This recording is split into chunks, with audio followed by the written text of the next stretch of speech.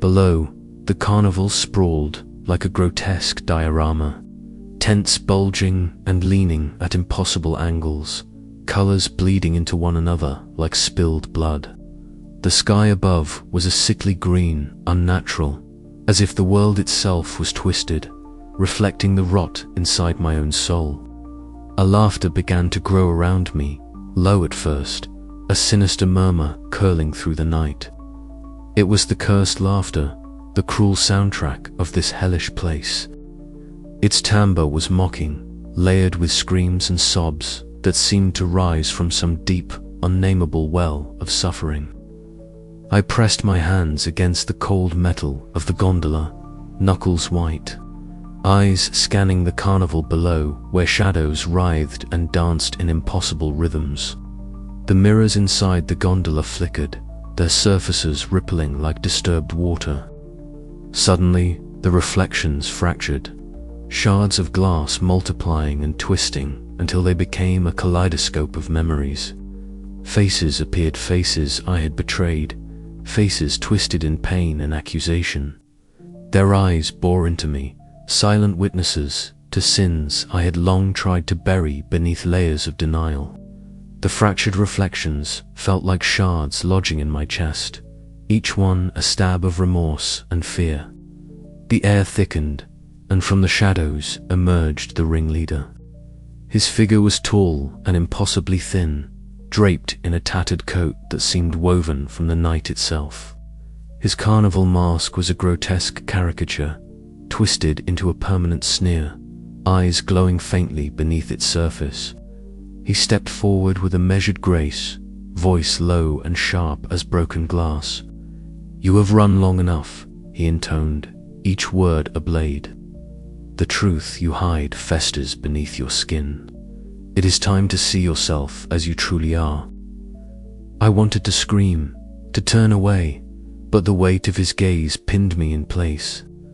The gondola rocked gently, the Ferris wheel nearing completion of its full rotation.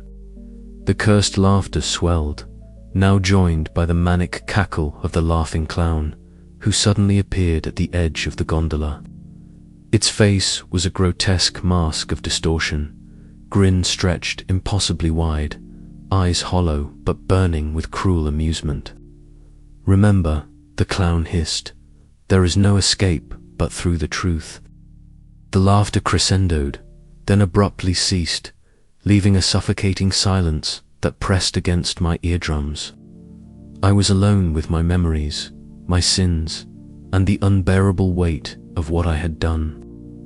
Images flooded my mind, moments of betrayal so deep they shattered the fragile facade I had worn for years. Faces of those I had wronged, their pain a mirror to my own fractured soul. The realization was a blow that sent me reeling, the carnival around me blurring into a nightmare vision of my own making. The ringleader's voice cut through the tempest inside me once more. "Only by facing this can you hope to break the cycle. Will you accept the truth, or will you deny it until the laughter consumes you?" I felt the walls of my mind tremble. Fear and despair warred with a fragile spark of hope. To deny meant eternal torment. To accept meant unbearable reckoning. The Ferris wheel creaked again, the final descent looming, and with it, the choice that would define my fate. The carnival's cursed laughter echoed faintly as the gondola began its downward turn. The revelation of my darkest sin, a heavy shroud about my shoulders. As the carnival lights flickered and the shadows deepened, I realized that the path ahead was one of pain, but perhaps, just perhaps, also of redemption. And so, as the Ferris wheel turned, I braced myself to face the abyss within, knowing that beyond the pain lay either salvation or oblivion. The night was far from over, and the carnival's sinister game was only just beginning. Every step I took felt like sinking deeper into a mire of shadows and whispered accusations. The cursed laughter was no longer distant. It was inside my ears, clawing, gnashing, a relentless tide eroding my sanity. I stumbled through the maze of tents, their colors bleeding and warping under the flickering lights. The air was thick with the scent of rust and decay, a metallic temps that clung to my throat and burned with every breath. Around me, the carnival twisted grotesquely. The carousel's horses jerked spasmodically, their hollow eyes bleeding shadows. A funnel of distorted mirrors reflected back not my face but fractured glimpses of every failure, every betrayal I'd tried so desperately to bury. The laughter surged, now a cacophony of mocking voices, each one echoing a sin too painful to name aloud. I fell to my knees, hands clutching at the dirt-streaked ground, fighting against the rising tide of despair. The cursed laughter was a living thing, a predator circling patiently, savoring my torment. It whispered cruel taunts, dredging up memories I'd fled for years, the faces I'd hurt, the promises I'd broken, the love I'd betrayed.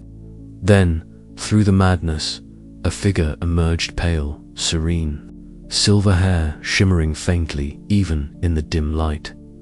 Myra. Her presence was inexplicably calming, a fragile lantern in the suffocating darkness. She did not speak, but her eyes held an unyielding compassion.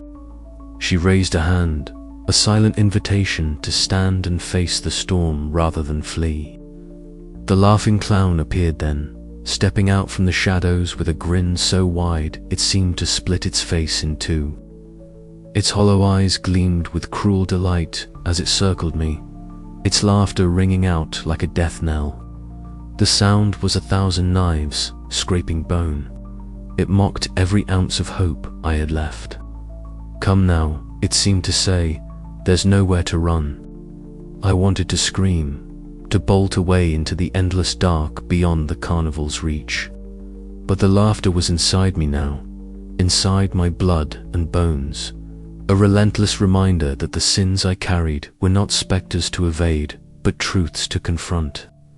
I collapsed fully, my body trembling, tears streaming down my face, mixing with the grime and sweat.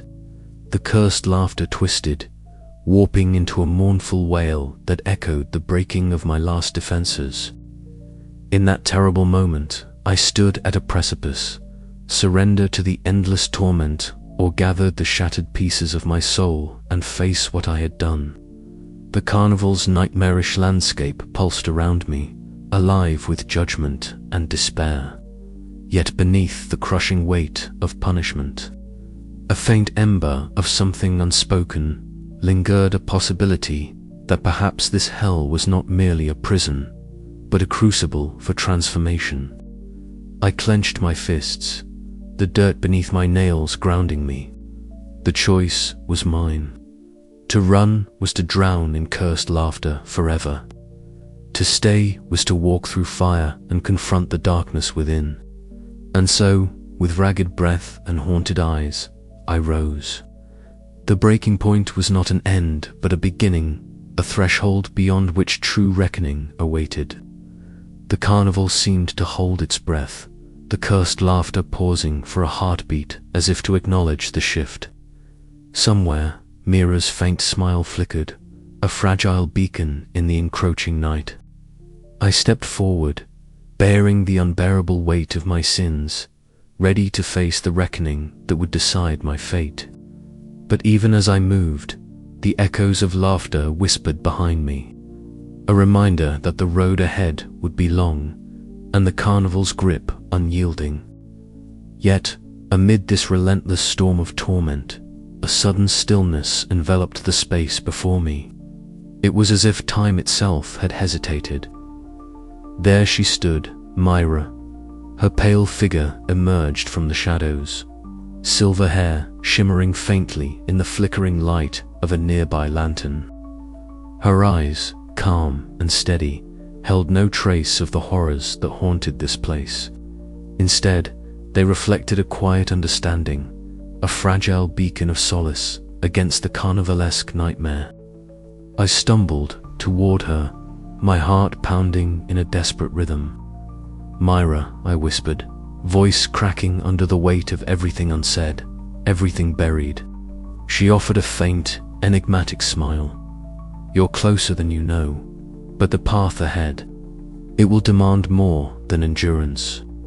It will ask you to lay bare every fragment of your guilt, every shadow you've tried to bury. Her words were cryptic, yet they resonated deep within me. The carnival's twisted Horus faces morphing in the hall of mirrors. The mocking laughter of the clown felt momentarily distant, as though her presence carved out a sanctuary from the madness. How, I asked, my voice barely audible. How can I face what I've done without breaking completely? Myra's gaze softened, but her resolve was unyielding. To escape this place, you must stop running. You must embrace the guilt, not as a chain, but as a key. Only then will the laughter lose its teeth. I swallowed hard, the truth of her words settling like cold ash in my chest. The thought of surrendering fully to my guilt was terrifying, like stepping into the maw of a beast I'd spent years avoiding. But the alternative, the endless torment of denial, was no less cruel. Around us, the carnival breathed, lights flickering, shadows dancing grotesquely, the laughter swelling once again. Yet Myra's calm presence anchored me, a fragile lifeline in this sea of despair. You're not alone, she whispered, reaching out to clasp my trembling hands. Her touch was cool, steady, grounding. I've walked this path. Partial peace is possible, but it requires the courage to confront the darkest parts of yourself. I nodded, feeling a swell of determination amidst the fear. I'm ready to try. She smiled, a flicker of hope amid the gloom. Then listen well, for your journey is just beginning. The carnival will test you, push you to the brink. But remember, acceptance is your shield, forgiveness your salvation. As she spoke, the carnival's twisted visage seemed to waver, the cursed laughter dipping into a subdued echo. Her form began to dissolve into the mist, a whisper fading into the night. Remember, her voice lingered, the only way off the Ferris wheel is through the reckoning within. I stood alone once more, the weight of her words settling over me like a mantle. The path ahead was shrouded in uncertainty, but for the first time, a sliver of hope pierced the darkness. Embracing my guilt was no longer a choice. It was the only way to silence the cursed laughter and reclaim my soul. The carnival's nightmarish symphony resumed, louder than ever. But I felt a strange calm within the chaos, a fragile resolve to face the abyss, to seek forgiveness, not just from those I had wronged, but from myself. As the mist thickened and the carnival's grotesque lights flickered ominously, I took a deep breath and stepped forward. Into the next chapter of my torment and, perhaps, my redemption. The Ferris wheel loomed ahead, its carriages creaking ominously in the night breeze. This ride, I knew, would be unlike any before, but I no longer feared it as I once did. I was beginning to understand that true escape demanded surrender, surrender to truth, to pain, and ultimately to forgiveness.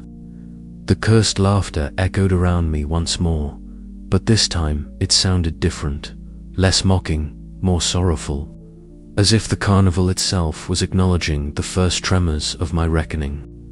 I climbed into the carriage, heart pounding, eyes fixed on the horizon where darkness and dawn danced in uncertain balance. The wheel began to turn, and with it, the journey inward continued. The night air was thick with the scent of popcorn and rust, but beneath it lay something fouler, the metallic temps of fear and regret. Each step I took toward the Ferris wheel was heavy with the weight of every sin I had ever tried to hide. Yet Myra's words echoed in my mind, a mantra against the despair. Embrace your guilt, find the key within. The carnival workers, once faceless and cruel, seemed to blur at the edges, their shadows stretching like fingers reaching for my resolve. But Myra's calm had planted a seed of courage I had never known I possessed. In the distance, the laughing clown's grin flickered like a broken neon sign, a reminder of the torment yet to come. But for the first time, I felt ready to face it. The reckoning was no longer a distant threat. It was here, inside me, waiting to be met with open eyes and an unflinching heart. The Ferris wheel creaked again, the chains groaning under the weight of the night. The cursed laughter ebbed and flowed, a tide I was learning to navigate rather than drown in. Myra was gone, but her guidance remained, a fragile light in the carnival's endless night. I would carry it with me into the darkness, into the silence between the cursed echoes. I gripped the cold metal of the carriage, steeling myself for the next turn, the next revelation. The journey was far from over, but with Myra's last guidance as my compass, I was no longer lost. The Ferris wheel spun on, turning my past into a crucible, my guilt into a path. And somewhere in that terrible, beautiful turning, I would find the strength to confront the truth, or be consumed by the cursed laughter forever. The ride began anew, the carnival's horrors awaiting, but I was ready now, ready to face the abyss, ready to seek the forgiveness I had long denied myself. The reckoning had begun. The shrill echoes of cursed laughter that had once clawed at my sanity now softened into a distant, sorrowful hum that wrapped around me like a cold but gentle shroud. I found myself drawn to a small clearing where shards of shattered mirrors spread across the ground, catching the flickering light of a sputtering lamp. Each fragment reflected a fractured piece of myself, distorted, fragmented, yet undeniably mine. I sank to my knees among the broken glass, hands trembling as I reached out to touch a shard that held my haunted eyes within its cracked surface. The weight of years of denial pressed down on me, and for the first time since arriving at this cursed carnival, I did not flinch. Instead, I swallowed the bitter taste of my own remorse and whispered, "I see you, all of you." A soft, sorrowful laughter echoed through the clearing. Not the cruel mockery that had tormented me relentlessly, but a sound tinged with mourning. It was as if the carnival itself was acknowledging my fragile step toward acceptance. My breath hitched, and a tear traced a cold path down my cheek, the release of emotion both terrifying and strangely liberating. From the shadows, Myra emerged quietly, her silver hair shimmering faintly as she moved with a calm certainty that contrasted with my turmoil. She knelt beside me, her pale hand reaching out to rest gently on my shoulder. "It is the first step," she said softly, her voice a soothing balm against the harshness of the carnival's nightmare. "To face what you have hidden, without flinching, is to begin to free yourself." Her words settled over me like a fragile hope, fragile yet persistent. The carnival's twisted forms seemed to shrink back, the oppressive shadows retreating just enough to let a flicker of light through. I dared to look up, meeting Mira's steady gaze, and found strength in her presence, a beacon in the suffocating darkness. Watching us from a distance, the ringleader remained an imposing silhouette, his twisted carnival mask catching the faint glow of the lantern light. His eyes, glowing faintly beneath the mask, held an inscrutable expression. There was no warmth, no cruelty, only the weight of judgment and the unyielding duty he bore. Yet, in that moment, something unspoken passed between us, as if he acknowledged the sincerity of my acceptance, even if he could not grant mercy. Suddenly, a familiar, unsettling figure flickered at the edge of my vision, the laughing clown, but this time, its exaggerated grin softened into a mournful expression, the hollow eyes shimmering with something akin to sorrow. The clown's laughter, once a piercing torment, transformed into a lament, a mournful echo that seemed to mourn my pain rather than mock it. Then, as quickly as it had appeared, the clown faded away into the shadows, leaving behind a silence that felt both heavy and strangely freeing. I breathed deeply, the air tasting faintly of rust and old cotton candy, the carnival's scent mingling with the sharp temps of my own awakening. The internal battle waged within me was far from over, but I had crossed a threshold.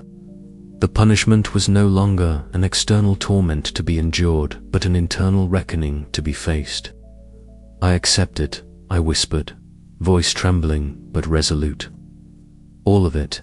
Mira squeezed my shoulder gently and smiled, a rare, genuine smile that illuminated the gloom. Then you are ready, she said. But remember, acceptance is just the beginning. Forgiveness, the true release, must follow. Her words hung in the air as the carnival around us seemed to hold its breath. The cursed laughter had changed, the mocking echo fading into a sorrowful hymn. The carnival, once a prison of relentless torment, now felt like a crucible where my soul was being forged anew. The path ahead was uncertain, fraught with pain and fear, but for the first time, I glimpsed a fragile glimmer of hope beyond the cursed carnival's dark gates. I rose slowly, eyes still haunted but clearer than before. The reckoning had begun, not as a punishment to avoid, but as a truth to embrace. The carnival's nightmare was far from over, but my own journey through it had taken a vital turn. The cursed laughter, once my enemy, now seemed a sorrowful companion, mourning not just my sins, but my suffering and the faint promise of redemption. With each step away from the shattered mirrors, the carnival's twisted forms shifted subtly, the grotesque shapes and warped lights less menacing, more mournful. The Ferris wheel in the distance creaked softly in the night air, turning slowly, a silent reminder of the burden I carried and the reckoning yet to come. I knew the road ahead would test me beyond anything I had endured, that the ringleader's judgment was not yet complete, and the laughing clown's torment might return in new guises. But for now, in this fleeting moment between despair and hope, I allowed myself to feel the sorrow of my guilt and the fragile light of acceptance. The carnival was a reflection of my soul's torment, and as I faced its darkest whispers, I realized that only through this unbearable reckoning could I hope to find the mercy I so desperately sought. The cursed laughter still echoed, but it had changed. It was no longer a cruel mockery, but a mournful song of penance, a haunting melody that would accompany me toward whatever awaited beyond this forsaken carnival. And as I stepped forward, the shadows seemed to part just enough for me to glimpse the faintest glimmer of dawn on the horizon. But the journey was far from over. The carnival was waiting, and so was the ringleader. The silent question remained: could I truly forgive myself? And if I could, would the carnival finally release its hold on me? The cursed laughter, now a sorrowful dirge, whispered its haunting answer as the night deepened around me. His figure was immense, draped in shadows that swallowed the flickering lights around us. The twisted carnival mask he wore was grotesque, a carnival of horrors itself. One moment, it stretched into a cruel grin. The next, it contorted into a grimace of profound sorrow. Beneath that mask, his eyes glowed faintly, not with malice, but with an ancient, weary light that unsettled me more than any scream or shriek I had heard in this accursed place. I swallowed, my breath shallow. The cursed laughter that had haunted me since my arrival, now a distant echo, replaced by a heavy silence that pressed against my chest. The ringleader spoke, his voice a low rumble that vibrated through the ground beneath my feet. You see me as a judge, a tormentor, a harbinger of your doom, he said, each word weighted with the gravity of ages. But I am bound by duty, a tether to the collective guilt of those who wander these grounds. Not evil, not mercy, but the balance between both. His words struck a chord deep within me, unraveling the black and white morality I had clung to in my desperate hope for escape. This was no simple villain. He was a complex force, an embodiment of humanity's collective conscience twisted into form. The carnival itself pulsed with his presence, a manifestation not just of punishment but of judgment that was neither cruel nor kind. As I grappled with this revelation, a pale figure emerged from the gloom mirror. Her silver hair shimmered faintly in the dim carnival light, and her eyes held a calm I had not felt in this place. She stepped beside me, her voice barely above a whisper. "He is bound," she said, "not by choice, but by the weight of countless sins. His punishment is as eternal as ours." Her words offered a fragile hope, a thin thread of understanding in this labyrinth of torment. I looked back at the ringleader, who now seemed less a monster and more a sentinel, a guardian of the moral abyss. His mask shifted again, and for a fleeting moment, I glimpsed eyes heavy with sorrow, tired of the endless cycle of judgment he was forced to enforce. "Why do you persist?" I asked, my voice trembling. "Is there no mercy for you? No respite from this endless duty?" He tilted his head, the movement slow, deliberate. "Mercy is a fragile thing," he replied. "I am the reckoning. Without me, the guilty would wander unchecked, lost in denial and delusion. My existence is a reminder, a warning. But within this duty lies a torment as profound as yours." The carnival around us seemed to waver, the grotesque rides and twisted games blurring at the edges as my mind wrestled with this newfound complexity. The ringleader was no mere antagonist. He was a symbol of the inescapable nature of guilt and the intricate dance between punishment and redemption. Mira's presence grounded me as I absorbed the weight of his words. "You must understand," she said softly, "that to face him is to face the truth within yourself. He holds a mirror not just to your sins, but to the cost of judgment itself." A shiver ran down my spine as the cursed laughter returned, but now it carried a different timbre, less mocking, more mournful. The carnival was no longer just a place of torment. It was a crucible, testing the limits of my soul and my capacity to accept the full spectrum of guilt, judgment, and the possibility of mercy. I took a tentative step forward, eyes locked on the ringleader's glowing gaze. "If you are bound by duty," I said, "then perhaps there is a path for me to a way to bear my guilt without being consumed by it." He inclined his head once more, a gesture that felt almost like acknowledgement. "The path is narrow and fraught with peril," he warned, "but it begins with acceptance. Will you walk it?" The carnival's shadows stretched longer, the air thick with anticipation. My heart hammered in my chest as I realized this moment marked a turning point, not just in my torment, but in the story I was becoming a part of. The ringleader was not my enemy, but a guide to the darkest corridors of my own soul. As I prepared to take that first step toward reckoning, Mira's hand brushed my arm, a gentle reminder that I was not alone. The carnival awaited, its cursed laughter now a haunting melody underscoring the fragile hope that flickered within me. The journey was far from over, but for the first time, I saw the ringleader's true nature, not as a monster to be feared, but as a necessary part of the path to redemption. And with that understanding, I felt a sliver of strength piercing the veil of despair. The carnival's nightmare was changing, and so was I. But as the shadows deepened and the cursed laughter echoed anew, I knew that the hardest trials were still ahead. Could I truly embrace the judgment he embodied and find mercy within it? The answer would decide not just my fate, but the shape of the soul I would carry beyond this cursed place.